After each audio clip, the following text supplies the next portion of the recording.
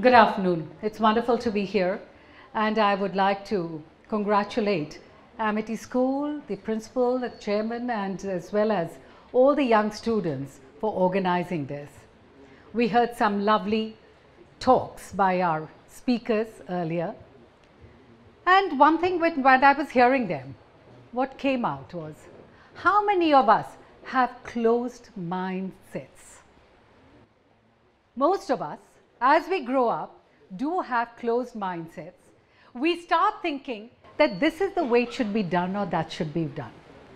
How many of us think that it's not the done thing for a girl to light the pyre of her father? Well, today, at least people have started. Women have broken barriers. They've started going to the cremation ground. But when we were growing up, that was also not the case. And in November 1977, suddenly I hear in the news when I was a youngster, mid-20s, that my father has expired in a train accident. I went all alone to the site of the accident, identified the body, got the post-mortem done, brought the body of my father to Delhi, and then went and did the cremation. The question was the girl allowed to do it? Yes. The Pandas did not say anything. They just quietly, in 1977, allowed me to cremate my father's body, to do the last rites. Few days later, I was already booked to perform at the Mathura festival. The issue was, should I sit at home and cry away, because after all, we had the asthi had to be taken to Haridwar, or do I go to Mathura festival and perform? We chose the latter. My sister took the asthi to Haridwar. We are only two sisters, so she took the asthi to Haridwar, and I went to Mathura festival to perform. Hardly 2 days had elapsed. My father was already dead. He died tragically. And yet here I was dancing on stage because the show has to go on. Inside I knew I was weeping, but the question was that I could not, that was in a way, dance helped me to release my pent up emotions. This was a case when at that point of time, it was much later that when people said I had said it was not, I had done an unusual act, but at that time you did not think whether it was usual or unusual. You did it because one had conviction, and we were only two daughters, and so it was the two of us who would be performing the last rites.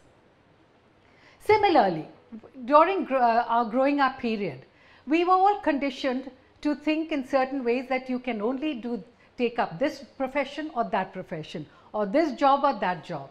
And here I was wanting to study, and I was good at studies also, I was good at dance also, and I took to both the professions. People said well, that's not done. It's just not done. The question was, what is done and what is not done? It depends on each one's individual passion, reactions, as well as interest.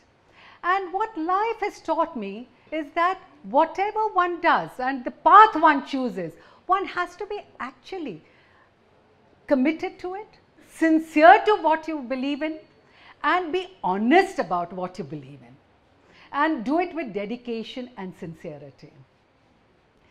I would also, there was a life also, all of us, and particularly the youngsters who are going to be tomorrow's citizens of the country, will be faced with many challenges.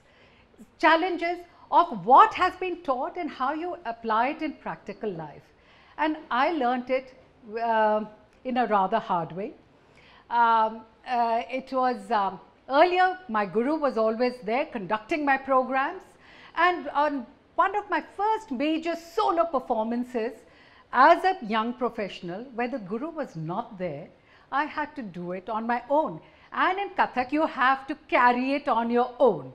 You have to lead the musicians and carry the entire, there are no prefixed items, there are items, but the onus is on the artist on the dancer. And one had heard that, you know,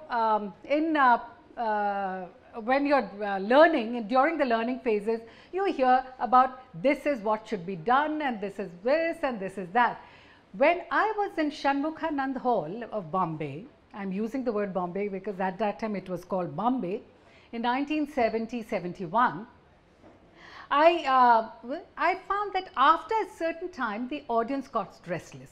The question was, what do I do? Either I would be hooted off the stage or I would be there. I had to prove myself as a soloist there and there. For a long time my heart was pumping. It was literally throbbing with fright. And I was about to make an exit when something snapped within me. I said, either it's this or that. And I just took the pirouettes, came back, and there I was. I went into the fast tempo and I started performing, and immediately I had the audience in my hand. It was a learning experience about how you apply the same things that you have learned in practical life according to situations without compromising on the classicality as well as the artistry. And those are challenges which comes in everyone's life in whichever vocation we may be. One thing that dance, I think, has really taught me, has made me think into what the Bhagavad Gita is all about, has also taught me how to take lessons and revisit our mythologies and our scriptures and our texts, because there's so much of wealth of information which are as applicable and relevant today as it was yesterday, and it will be relevant even tomorrow. Reminds me that many people say that, okay, when you attain a certain position, etc., there is a little arrogance comes with it, with a little behavioral attitudes change, the way you speak changes, everything changes. However, it always, there's one story from the Mahabharata which has always, you know, sort of, I think I would love to narrate that story to you, because there is so much to learn from it. Bhim was absolutely, he was invincible. His strength, this unparalleled strength that he had. But there was also the knowledge that he was strong. And so in the forest, he was given the task of guarding the forest while the other Pandavas and his family slept. And there he was, while he was patrolling, he sees a feeble monkey, an old feeble monkey, standing on, lying on the path. And he says, just please go. The feeble monkey says, I can't, I don't have the strength. How can I go? And of course, sarcasm, attitude, the words, everything came into play where Bhim did not display the right temper. And finally, the monkey said, okay, then you remove my tail if it's coming in your way. Bhim tried to remove the tail, and lo and behold, Bhim could not even pick up the tail of that feeble monkey. Much later, he realized that it was Hanuman himself. The fact is that these kind of stories do tell us the kind of wealth of information about what should our behavioral attitude be, what should our speech be, how should we act in life, and what kind of, so the judiciousness in our actions. Another thing which I always am grateful to the world of classical dance is to be able to give me that ability to at least look into again our texts. When today most of us are, the youngsters are of course the 21st century children, we are the 20th century, but we'll be passing, 21st century will see our end. But here again I would say that today the kind of problems that has beset us was something, it's nothing new. It is not new that today we are talking about pollution of various kinds. When I think of doing talking of water pollution, day in, day out, we are reading about water pollution everywhere, particularly in several parts of our country. We are talking about the fact there would be water shortages, the fact that there would be a time where we would be unable to even get drinking water.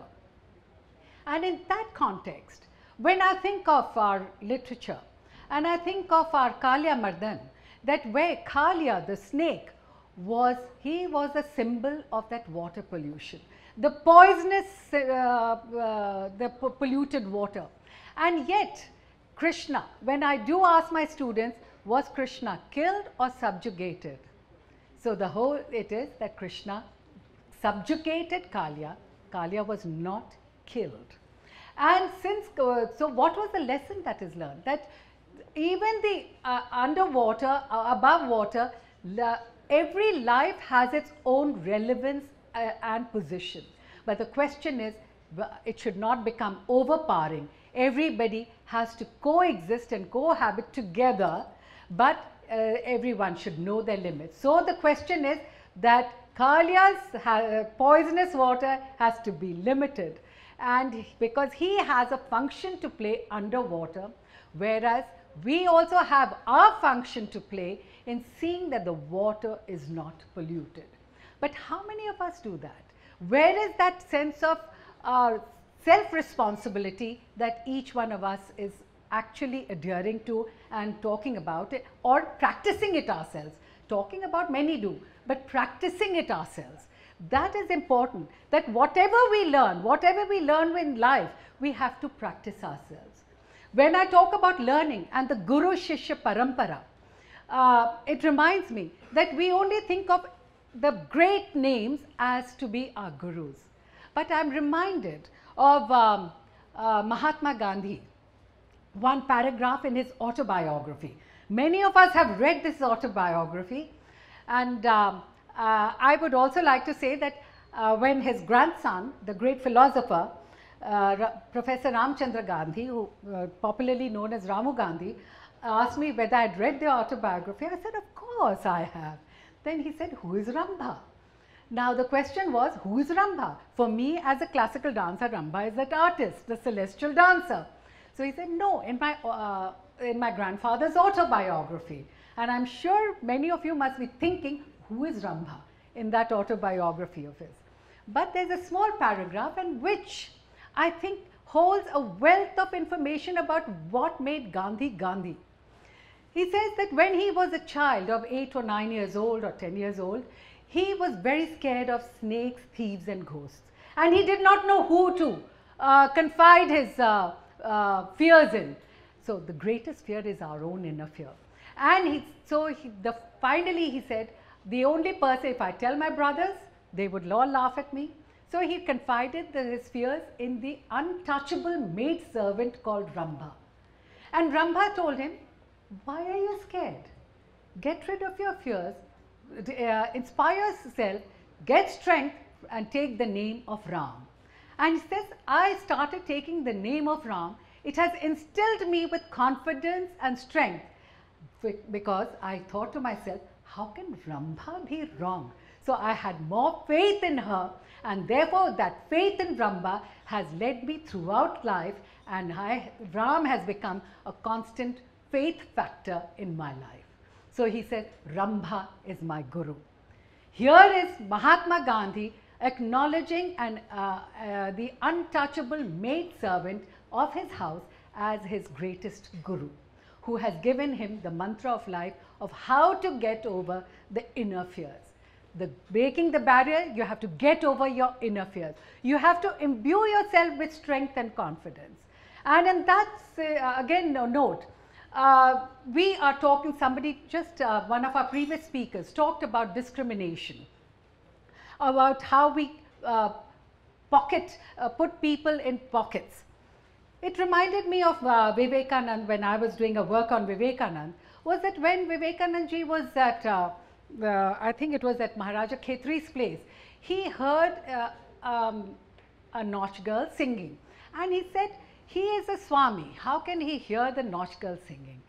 That Prabhu mere avaguna na karo. And Vivekanand said, was that when Vivekanand ji was at, I think it was at Maharaja Khetri's place, he heard a Nautch girl singing.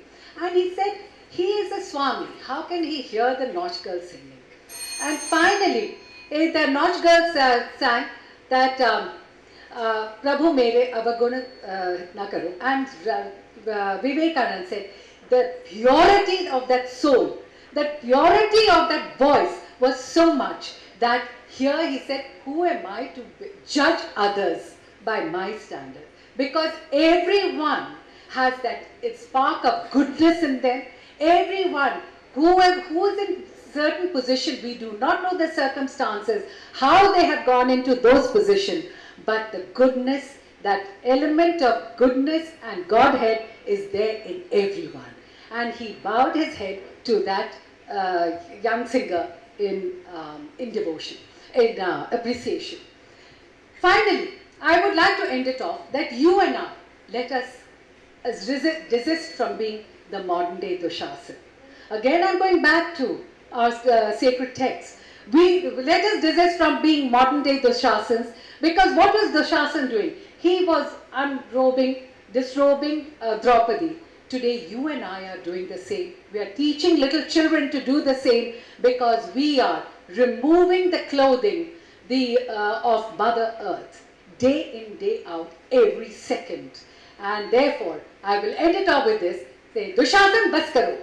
Dushasan bas karo, dharti ka cheer haran mat karo. Dushasan bas karo, dharti ka cheer haran mat karo.